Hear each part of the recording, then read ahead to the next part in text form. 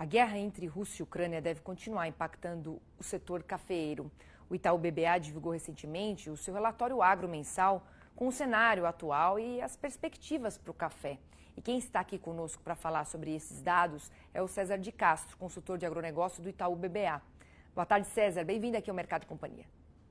Boa tarde, Priscila. Obrigado pelo convite. Um prazer. César, quais são os principais destaques para o café nesse relatório de abril?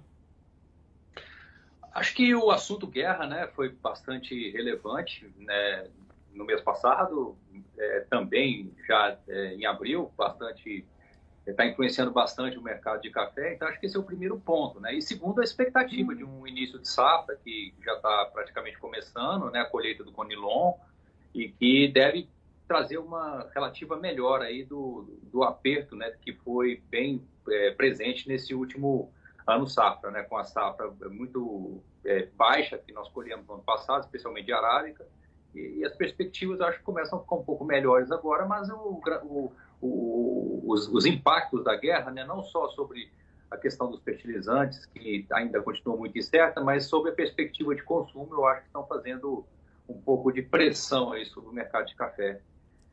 Agora, quais são as perspectivas para as exportações de café no Brasil nos próximos meses, com o início agora da colheita do Conilon e também do arábica? O que você enxerga e traz para a gente?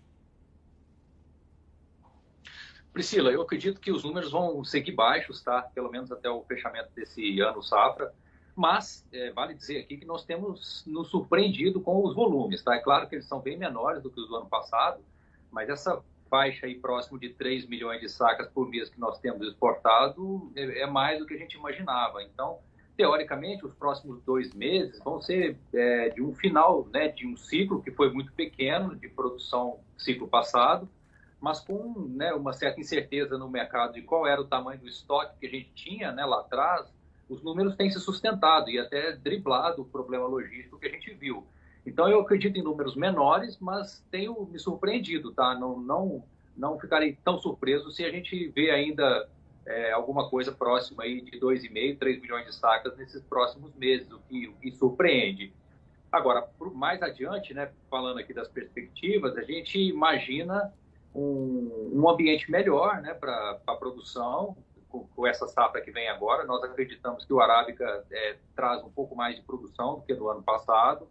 E no devido momento, e eu digo aí a partir de setembro, né, quando as chuvas retornarem, caso as condições climáticas sigam positivas, e elas têm sido muito boas desde o ano passado, né, o final do ano passado, eu acredito que nós devemos ver talvez alguma pressão adicional para baixo nos preços, por conta dessa perspectiva, né, de um alívio relativo, né, na oferta, e com novas preocupações aí com esse possível impacto da guerra sobre a ótica do menor crescimento global, né, as taxas de juros subindo.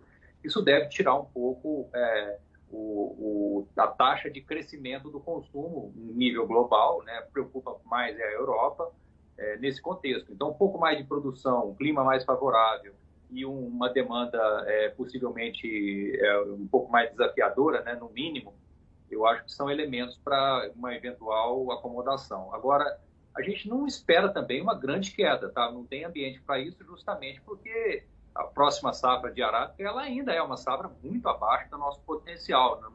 Nos nossos cálculos aqui, alguma coisa próximo de 10 milhões de sacas menor do que nós poderíamos colher se não tivesse tido seca nem geada. Então, não é uma safra normal, mas ela é melhor que a do ano passado. Isso traz um certo conforto para o mercado e eu acho que demanda aí cuidado por parte dos produtores, né? Embora tenha muita coisa em aberto até o momento, sem dúvida. Mas César, você acredita que a partir da safra 22-23 a gente vai ter menos dificuldade em termos de abastecimento? Acredito, Priscila, porque o consumo possivelmente ele talvez não cresça na mesma velocidade que a gente viu até agora, né, nesse pós-pandemia, por conta dos efeitos da guerra.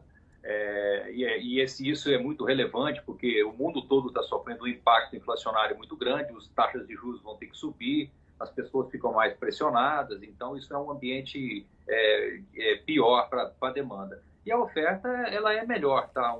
No Conilon, nitidamente melhor, e no arábica um pouco melhor, e os outros países produtores também têm tido um bom desempenho. Então, eu acredito que tem aí uma possível mudança de ventos, né, no devido momento, não é para agora, né, não, pelo contrário, agora é o momento mais apertado.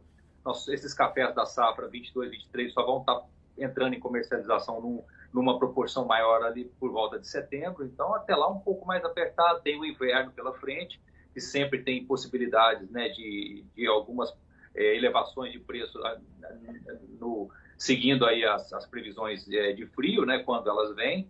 Então, é um curto prazo mais apertado, mas um médio e longo prazo eu acho mais confortável. Então, acho que isso é bem o que nós estamos em mente nesse momento.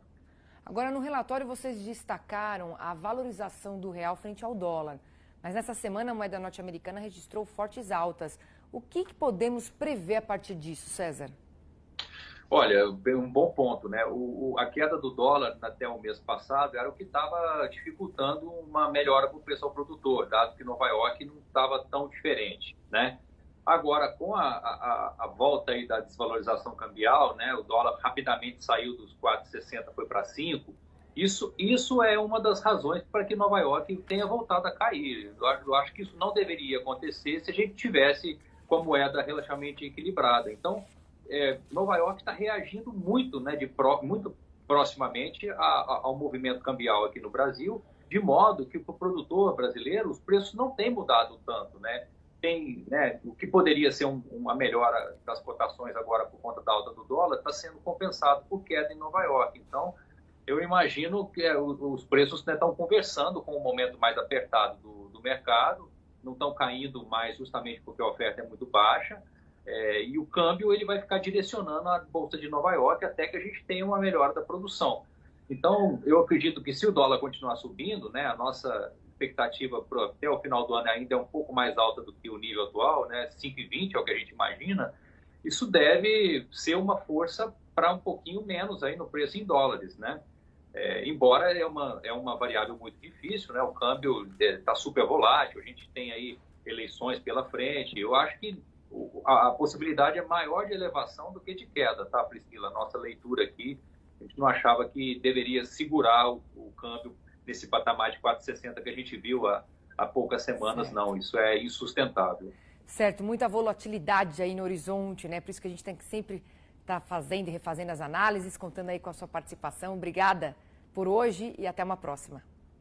Obrigado, Priscila, até a próxima.